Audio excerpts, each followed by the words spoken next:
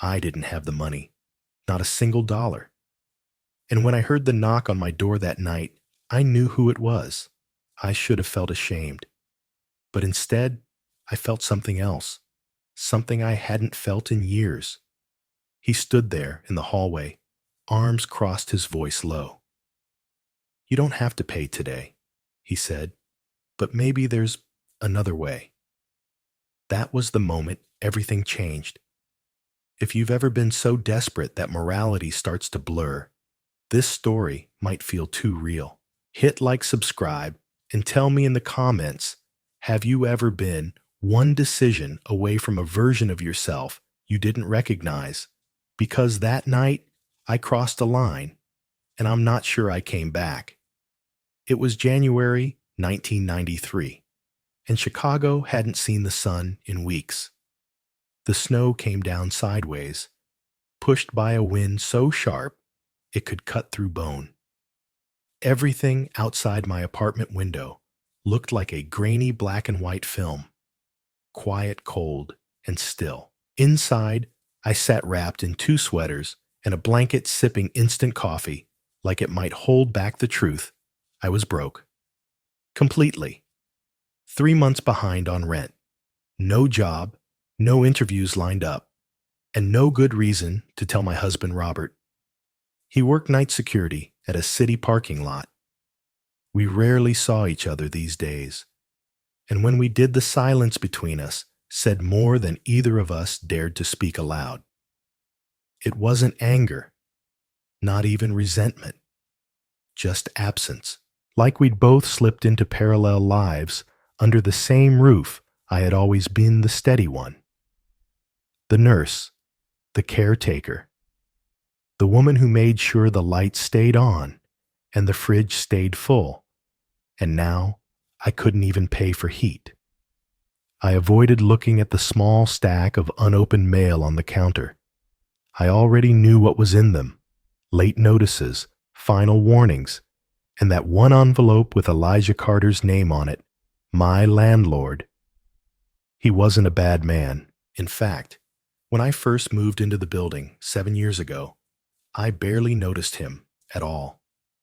He kept to himself, quiet, neatly dressed, a little old-fashioned in the way he spoke. But sometime in the past few months, something had shifted. There was a softness in his voice now when he said my name, a way his eyes lingered when we passed in the hallway. I told myself it was nothing, that he was just being kind, maybe even polite. But I wasn't sure anymore. Desperation does strange things. It sharpens your senses while dulling your morals. And for the first time in a very long time, I didn't feel invisible. That scared me more than the bills. So when I heard the knock at the door that night, I already knew who it was, and I already knew I didn't have the money. The hallway light flickered overhead as I opened the door. Elijah stood there tall and still in his long wool coat. Snow clung to his shoulders. His hands were bare, red from the cold, but his eyes, they were calm, steady, watching me like he already knew how this would go. "Evening," he said, his voice low and slow. "Hi," I answered, gripping the edge of the door tighter than I needed to. He didn't speak right away, just looked at me like I was something delicate, breakable, or maybe dangerous. I wasn't sure which. I realized I was only wearing a worn-out cardigan over my tank top and shorts. Not exactly presentable, but it wasn't the outfit that made me uncomfortable. It was the way I suddenly felt exposed. Not just skin. Something deeper. "I know I'm behind," I started. "I just need a little more." He raised his hand, stopping me gently. "You've said that before." I nodded. "I know. Things haven't turned around yet." A breath escaped him. Half sigh, half something else. Frustration, maybe, or restraint. His eyes swept over me. Not hungry, not cruel, but slow, like he was looking at something he shouldn't, but couldn't stop. "I don't want to evict you, Claire," he said finally. "That's not what I want." The way he said my name, it landed like a drop of warm water on bare skin. Small, startling. I felt something tighten in my chest. "What do you want?" I asked, and immediately regretted it. He hesitated, then stepped forward.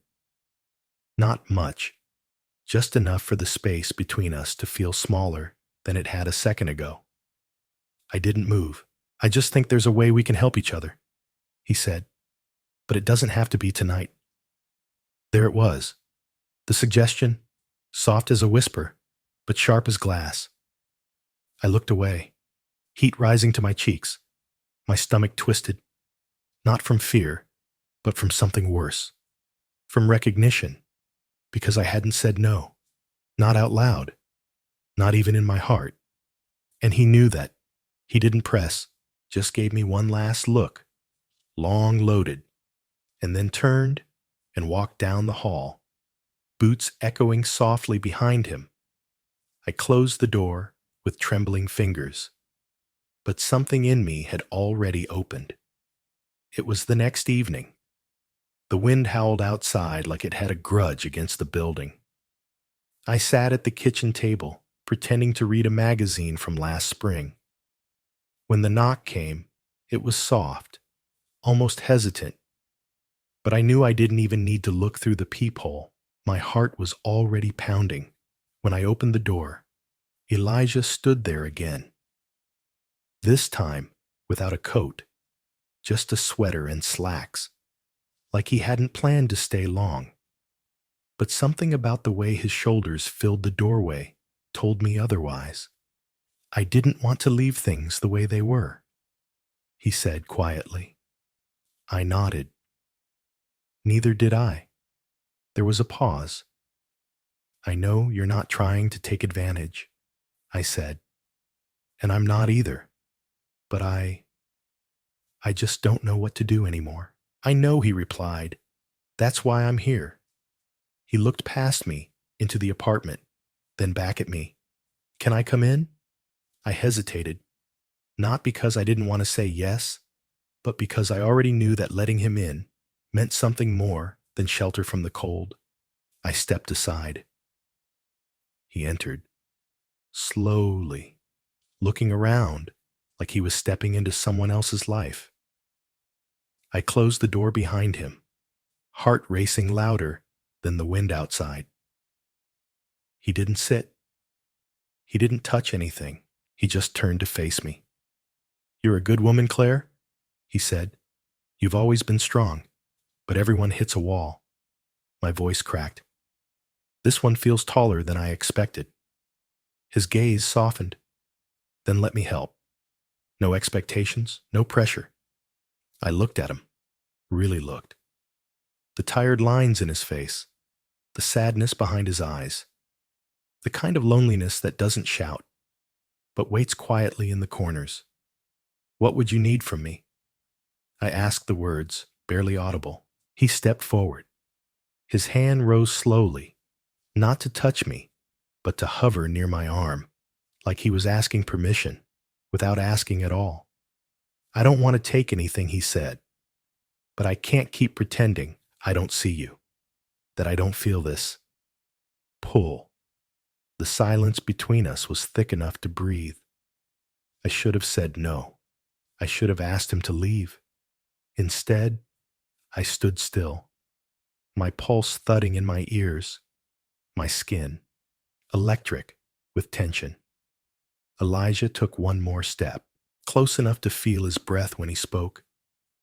"I can give you more time, Claire," he murmured, "but only if you want it." There was no threat in his voice, no coercion, just something unspoken. And God help me I didn't back away. The next few days passed in a blur. Chicago stayed cold, and so did my apartment. I barely turned the heat on, partly to save money, partly because the chill helped me think. but mostly because it kept me grounded. I couldn't stop replaying the moment Elijah stepped into my space, his words lingering in the air like perfume. Only if you want it. I hadn't said yes, but I hadn't said no either. And in that gray space between, something inside me had started to shift. I found myself listening for his footsteps in the hallway, watching for shadows outside my door. The air in the building felt heavier now, as if our secret, or whatever it was, had soaked into the walls. It was dangerous, and I knew it, but it was also electric. I'd forgotten what it felt like to be seen, to have someone look at me, not through me, not like I was a chore or a memory or part of the furniture. When Robert came home from his night shifts, he barely noticed whether I was asleep or awake. Our conversations had shrunk to logistical grunts: bills, groceries, weather. We hadn't kissed in months, touched even less. I wasn't angry about it, just numb, like a part of me had quietly packed its bags and left long ago. And now that part was stirring again, not because of sex, not even romance, but because I'd finally remembered that I was still a woman, and someone Elijah had seen it. One evening, I passed him in the hallway. Neither of us spoke, but as we moved past each other, his fingers brushed mine. Barely still, it was enough to send a tremor up my spine. I didn't turn around, but my heart did. The message came just after sunset. Can we talk? Out back. It's quiet. Elijah. I stared at the words for a long time. The courtyard. At this hour, a part of me said don't go. But the other part, the one I'd been trying to silence, was already reaching for my coat. Snow still covered the ground, but the sky had cleared. The moon cast a pale glow over the worn-out bench, the rusted gate, the frozen flower beds. It looked like a place forgotten by time. He was already there, hands in his pockets, eyes on the ground. When he looked up and saw me, something shifted in his face. Relief, or maybe guilt. I didn't want to leave things like that. He said. I knotted arms, wrapped tightly around myself. I keep thinking about that night. He continued, not just because you're behind on rent, but because being near you does something to me I haven't felt in years. He took a slow step forward. I don't want to make things worse for you, he said. I don't want to hurt you, but I can't keep pretending. I don't feel this. I stood frozen, not out of fear, but out of the terrifying possibility that he wasn't alone in feeling it. Elijah. I began, but the rest caught my throat. He moved closer, carefully, like he wasn't sure I'd stay. His hand rose and hovered near my face. If this isn't what you want, tell me now I didn't. He cupped my cheek with a hand that was warm, steady, and trembling, ever so slightly. My breath hitched. And then he kissed me, not quick, not soft, but full, intentional, like a dam breaking after too much time spent holding back the flood. His other arm wrapped around my waist, drawing me in. My chest met his. I could feel the heat of his body, even through our winter layers. I didn't pull away. My hands found the fabric of his coat, holding it like it might anchor me to something real. The kiss deepened just slightly, just enough to tell me this wasn't a dream. When we finally broke apart, our foreheads stayed touching. Our eyes closed, breathing unsteady. I haven't done that since. He began, then stopped. I didn't know I needed it this much. I didn't either, I whispered. We stood there, wrapped in silence and moonlight. Everything between us trembling. Everything around us still. The wind picked up again, rustling the dead branches above us. But I didn't move. Neither did Elijah. We stayed like that. Close, quiet breath, mingling in the frozen air, until the sharp sound of footsteps shattered everything. They weren't heavy, just steady, measured. I turned slowly, and when I saw him, my stomach dropped. Robert. He stood just inside the open gate, half shadowed by the brick wall, his hands at his sides. He wasn't dressed for the cold, just his uniform jacket and jeans. He must have come home early. His eyes moved from me to Elijah, then back to me. Claire, he said, just my name. No anger, no question. But it hit me harder than a scream. I stepped away from Elijah like I'd been burned. My hands suddenly unsure of where to go. My mouth opened, but nothing came out. Robert's voice was even. Too even. I thought you were inside, he said, sleeping. My heart pounded so loud I could barely hear him. I wanted to explain anything. Everything, but I couldn't string two thoughts together. Shame crept in like cold air filling all the cracks. Elijah, Robert said, giving him a nod. Not a friendly one, not hostile either, just acknowledgement. Elijah said nothing. He took a step back, then another. I didn't mean to. I started, but Robert held up his hand. Don't, he said, not sharply, just final. He looked at me a moment longer, really looked, and in that moment, I saw it all, the tiredness, the loneliness, the resignation, but also the hurt, not rage, not betrayal, just the quiet grief of someone who'd stopped expecting anything and was now proven right for doing so. I'm going to take a walk, Robert said. Then he turned and left, boots crunching on snow, the sound growing fainter with every step. I didn't chase after him, not because I didn't care, but because I didn't know what I'd say. Elijah remained still beside me. I'm sorry, he said, but I wasn't sure who he was talking to, me or the man who'd just walked away.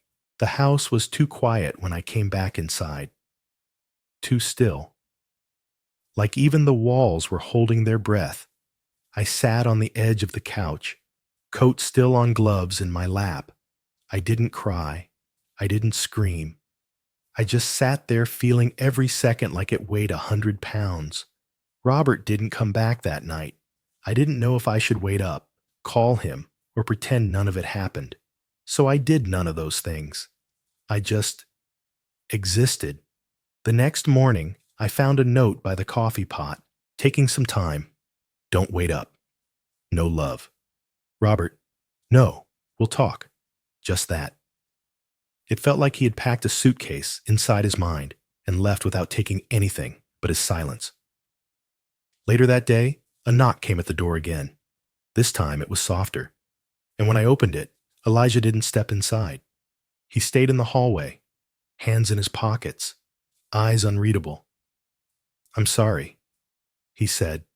I never should have let it get that far. I looked at him, at the lines around his mouth, the regret sitting heavy in his shoulders. He didn't look like a man who got what he wanted. I let it happen too. I said, it wasn't just you. He nodded but didn't smile. Still, I should have known better. I didn't know what to say. Part of me wanted him to come in. Part of me wanted to slam the door. But most of me just wanted time to stop. I didn't plan any of this, he said, but the truth is, I haven't felt that kind of connection in a long time. Maybe I held onto it too tightly. I stepped into the doorway. Not quite out. Not quite. And Elijah, I said quietly, I don't know what to feel, but I know this. What happened out there, I can't undo it. And I don't think I want to. He met my eyes. Neither do I. We stood there, neither moving. And somehow, that stillness said more than 1,000 apologies ever could. Then he turned to leave. But before he did, he looked back once. Like he was waiting to see if I'd call him back. I didn't, but I didn't close the door either. Not right away. I never saw Elijah again after that day in the courtyard. He didn't move away. He didn't quit as landlord, but he stopped showing up. Rent reminders came by mail. Boiler repairs were done by someone else. And when we passed each other in the hallway, if we did at all, he looked past me like I wasn't there. And maybe that was fair. Robert came back 2 days later. No confrontation, no questions. He moved around the apartment like it was a hotel room. We didn't talk about that night or any night before it. We cooked, ate, slept. It was like waking up next to someone you used to love in another life, still familiar, still breathing, but no longer home. And yet, neither of us left. Somehow staying felt easier than explaining why we didn't. One afternoon, as I folded laundry, I found one of Robert's socks tucked inside an old pillowcase. I held it in my hands longer than I needed to, because it reminded me there are some things we don't lose all at once. We lose them quietly, slowly, and by the time we realize it, they're already gone. I haven't spoken to Elijah since, but I do think of him not with longing, not even with guilt, with clarity, because what happened between us didn't start in the courtyard. It started long before that, in the quiet gaps, in the dinners without conversation, in the nights with 2 pillows and too much space between. We didn't break the rules. We just drifted so far from them. We stopped seeing where the line was. And if I learned anything, it's this. Most people don't fall because they're weak. They fall because they're tired. Tired of being invisible. Tired of being needed, but never wanted. If this story reminded you of something you've never told anyone, you can leave a comment or just a single word "I understand." And if this made you feel less alone, like, subscribe, share. Because some truths are too heavy to carry alone. And sometimes a story is all it takes to lighten the load.